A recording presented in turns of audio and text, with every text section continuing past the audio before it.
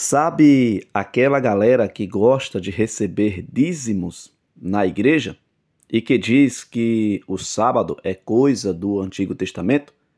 Presta bem atenção no que o pastor Samuel Basto ele vai falar neste exato momento. Não sai do vídeo por nada e fica até o final. A hermenêutica da conveniência. Todo mundo que diz assim, o Antigo Testamento já passou e esse negócio de sábado é do Antigo Testamento. Essa galera todinha que recebe dízimo nas igrejas, não tem um texto no Novo Testamento para fundamentar isso. O maior problema da religião da atualidade, a religião humanística da atualidade, é nós querermos colocar o nosso desejo, o nosso querer, o nosso gosto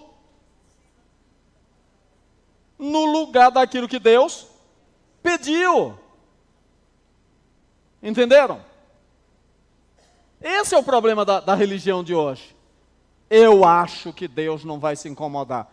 Claro que Ele vai se incomodar. Se está escrito, está escrito. Isso é inegociável. Então não adianta eu cair nesse romantismo de, Deus vai abrir uma concessão. Gente, já está revelado. Se já está revelado, não tem para onde correr. Então, Caim ficou chateadíssimo, porque Deus não aceitou o cesto de fruta dele. Ok? Ele aceitou o cordeiro de Abel. Por que ele aceitou? Porque foi aquilo que Deus pediu. Ponto final. E por que Deus pediu? Porque aquele sacrifício manifestava a fé no Cordeiro de Deus que tira o pecado do mundo, que viria no futuro. Quando a Ellen White comenta esse incidente, ela disse assim, aqui está uma representação de duas classes que existirão até o fim dos tempos. Quais são as duas classes? Os justificados pela fé e os justificados pelas obras. Os da fé são aqueles que seguem o programa de Deus. Os das obras são aqueles que querem colocar o seu programa em cima do programa de Deus. E eu quero falar a mesma coisa para vocês em relação ao sábado. Por que nós guardamos o sábado? Por que, gente?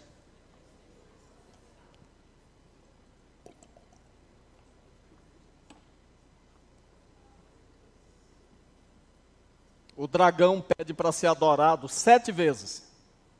Deus faz apenas um apelo.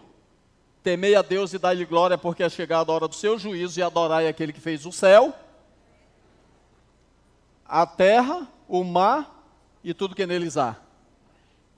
Quando o autor de Apocalipse descreve o apelo final de Deus à raça humana, no contexto do engodo do tempo do fim, ele o faz em termos de um chamado a quê, gente?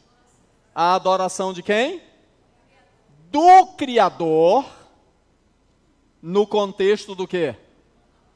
No contexto do quarto mandamento. Deixa eu dizer uma coisa para vocês sobre os adventistas. Você pode dizer o que você quiser dos adventistas.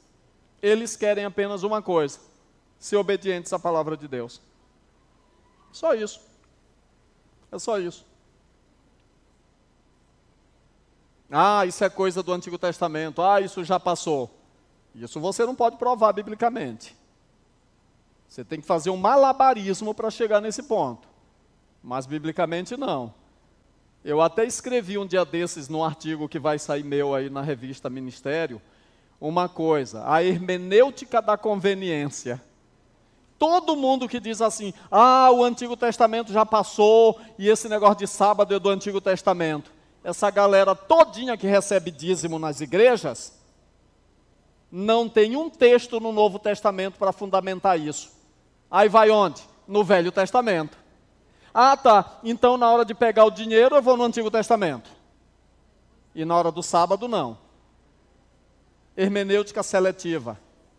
A hermenêutica da conveniência.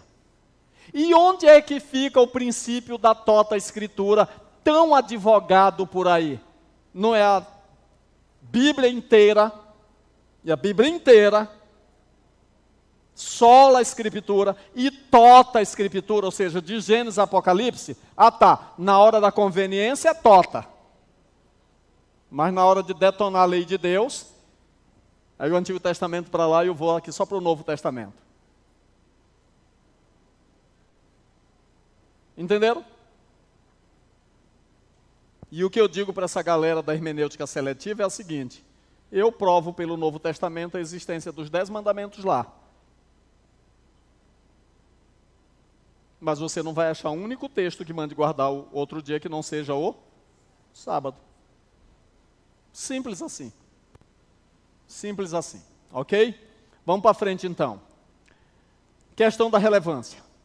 Não obstante, ainda que biblicamente correto, faz qualquer sentido ver o sábado como uma espécie de questão definidora na crise final da história desse planeta? Por que Deus escolheria esse tipo de questão como centro focal da crise escatológica?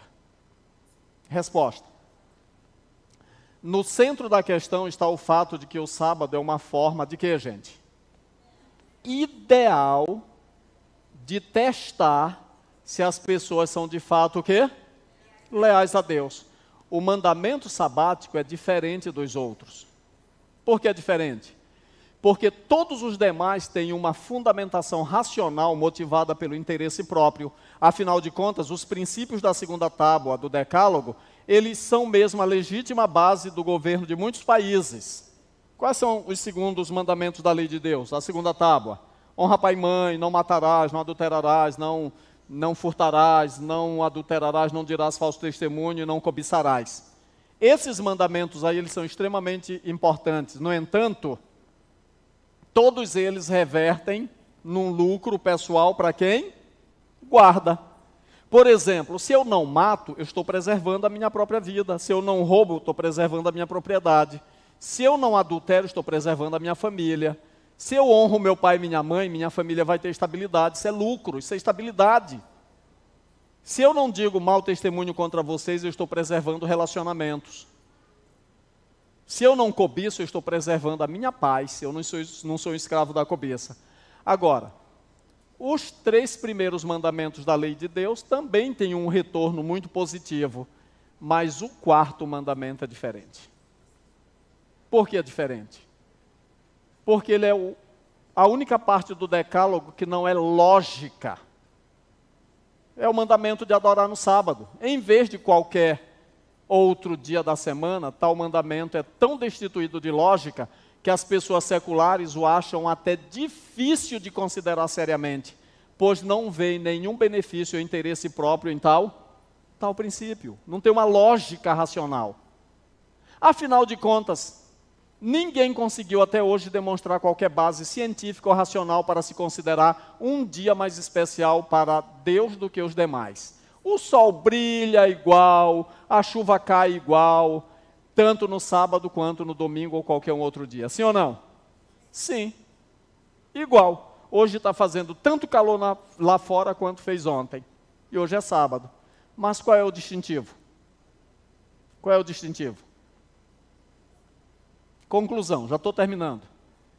Guardar o sábado requer que confiemos em Deus, mesmo quando os 5 sentidos nos informam que não há nenhuma razão lógica para fazer isso. O sábado representa escatologicamente aquilo que a árvore do conhecimento do bem e do mal representava no princípio. O que tinha de diferente naquela árvore?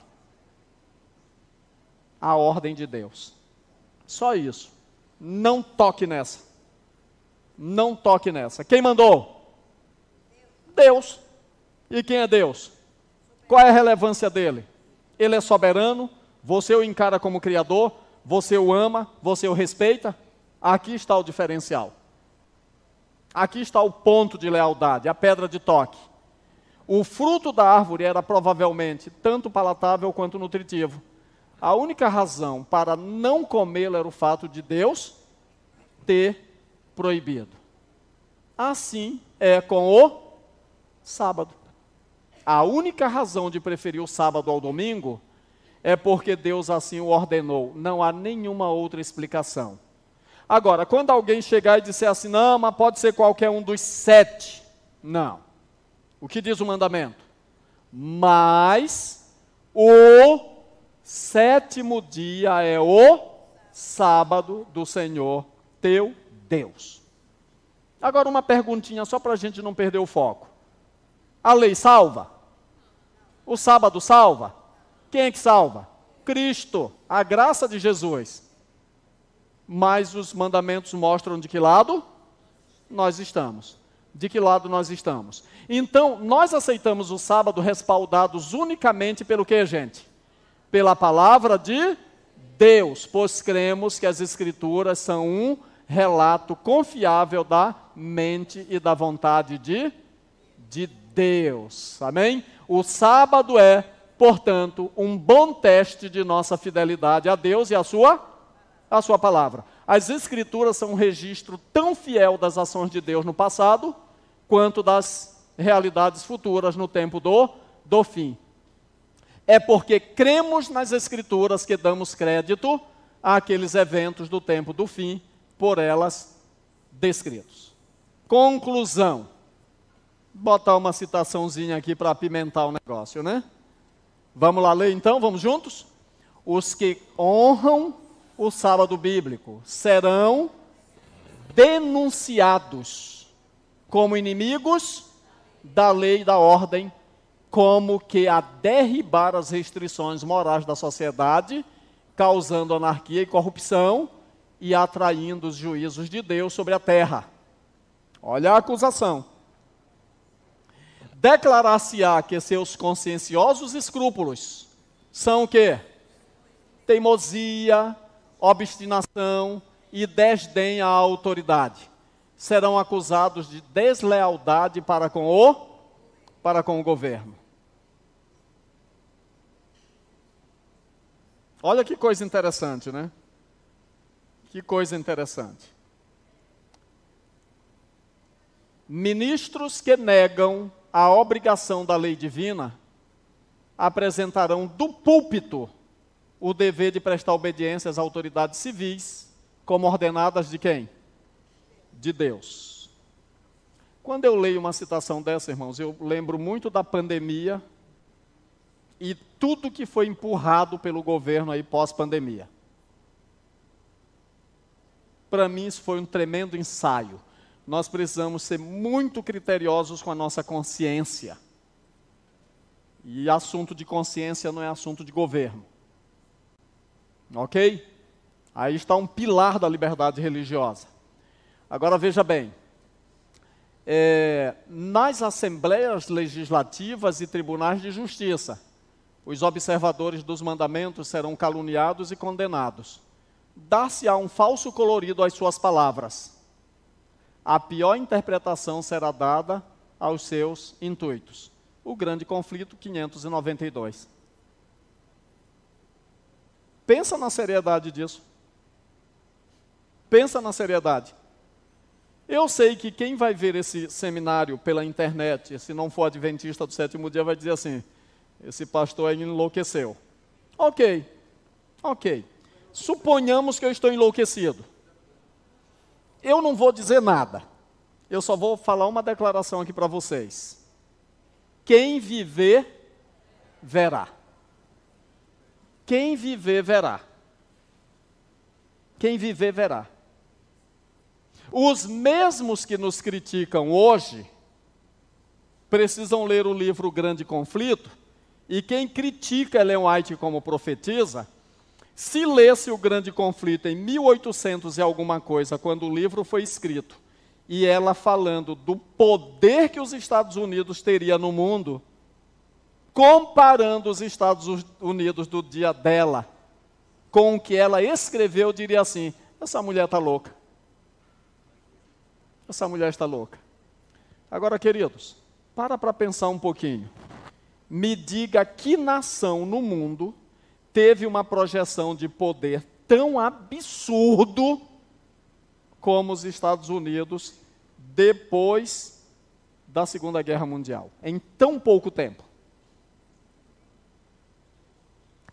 Basta fazer um olhar geopolítico para você entender que é aquilo que foi escrito não foi escrito à toa. Então pode descrer quem quiser. Eu creio. Eu creio. Creio e termino dizendo o seguinte. Quem viver, verá. Eu só sei de uma coisa. Eu quero estar do lado da verdade.